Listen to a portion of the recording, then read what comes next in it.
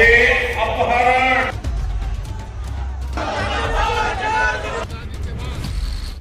अमित शाह के road show से पहले हुआ चक्का जाम, मोदी की रैली में मची भगदड़। आपको बता दें कि बिहार में पहले चरण की वोटिंग खत्म होते ही दूसरे चरण के चुनाव प्रचार में मोदी शाह की हालत खराब हो गई है। एक तरफ पीएम मोदी की रैली में बवाल खड़ा हुआ है, तो वहीं दूसरी तरफ अमित शाह के रोड शो के ठीक पहले चक्का जाम हुआ है। तो सुरक्षा कर्मियों के भी अब हाथ पांव फूल गए। दरअसल नीतीश कुमार से पंगा लेना कथित चाणक्य को कितना भारी पड़ गया है आपको बताएंगे, लेकिन खबर में सबसे पहले बम्पर वोटिंग ने किस तरीके से बिहार के चुनाव के समीकरण को पलट कर रख दिया है। बिग ब्रेकिंग देखिए, खबर आप देख सकते हैं भास्कर की है। इसमें लिखा हुआ है कि पहले फेज में रिकॉर्ड 64.4% वोटिंग, नीतीश को हटाना मुश्किल। बिहार में जब जब 5% से ज्यादा वोटिंग बढ़ी तब तब सत्ता पलटी। 17 चुनाव का एनालिसिस तो बिहार का इतिहास गवाह है कि जब भी 5% से ज्यादा वोटिंग परसेंटेज बढ़ा है तो तख्ता पलट हुआ है,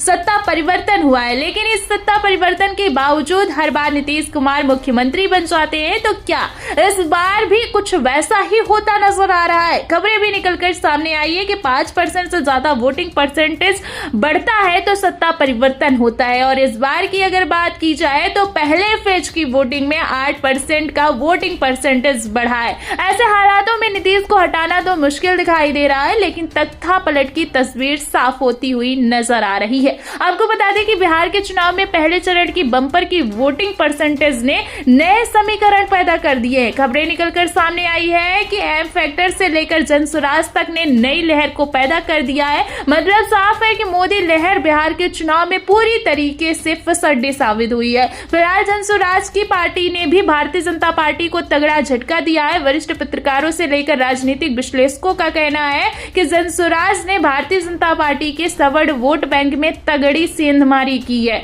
तो फिलहाल इन खबरों से आप अंदाजा लगा सकते हैं कि किस तरीके से बिहार के पहले चरण की वोटिंग होते ही तस्वीरें साफ निकलकर सामने आ रही है कि भारतीय जनता पार्टी का झोला उठने वाला है। वैसे भी आपको बता दें कि नीतीश कुमार ने जैसे एक्शन लिया और जैसे अमित शाह ने नीतीश कुमार को मुख्यमंत्री चेहरा घोषित नहीं किया, तभी समझ में आ गया था कि एनडीए में तगड़ी खींचतान मची हुई है। फिलहाल अब ये खींचतान जगजाहिर हो चुकी है। एक तरफ नीतीश कुमार प्रधानमंत्री नरेंद्र मोदी की रैली से लेकर रोड शो तक में जो है गायब दिखे, तो वहीं दूसरी तरफ भारतीय जनता पार्टी को कई सीटों पर तगड़ा झटका लगता हुआ नजर आ रहा है। फिलहाल अगर वोट बैंक की बात की जाए तो पहले ही जेडीयू का वोट बैंक कई सीटों पर आरजेडी और कांग्रेस में शामिल हो गया है। पहले वोट बैंक ट्रांसफर हुआ और अब नीतीश कुमार के भी ट्रांसफर होने की खबर निकलकर सामने आई है। और ये कोई हवाई बात नहीं, खबर भी मौजूद है। खबर आप देख सकते हैं, एबीपी की खबर है। इसमें लिखा हुआ है कि पीएम मोदी की रैली में नहीं दिखे नीतीश कुमार, आरजेडी बोली 14 नवंबर के बाद एनडीए में भी नजर नहीं आएंगे। तो इन खबरों से आप अंदाजा लगा सकते हैं कि इस बार के चुनाव में नीतीश कुमार ने पलटी मारने से बड़ा खेला कर दिया है।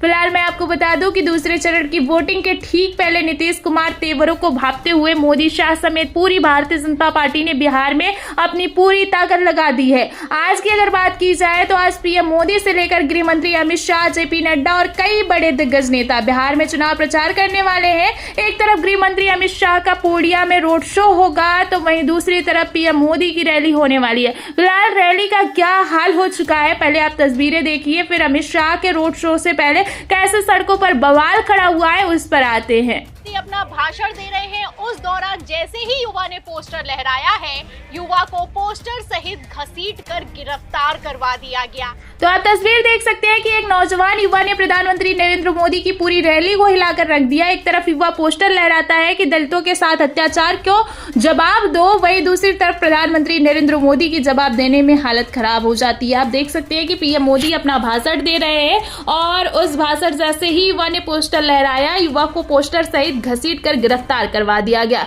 ये हाल हो गया है प्रधानमंत्री नरेंद्र मोदी की रैली का।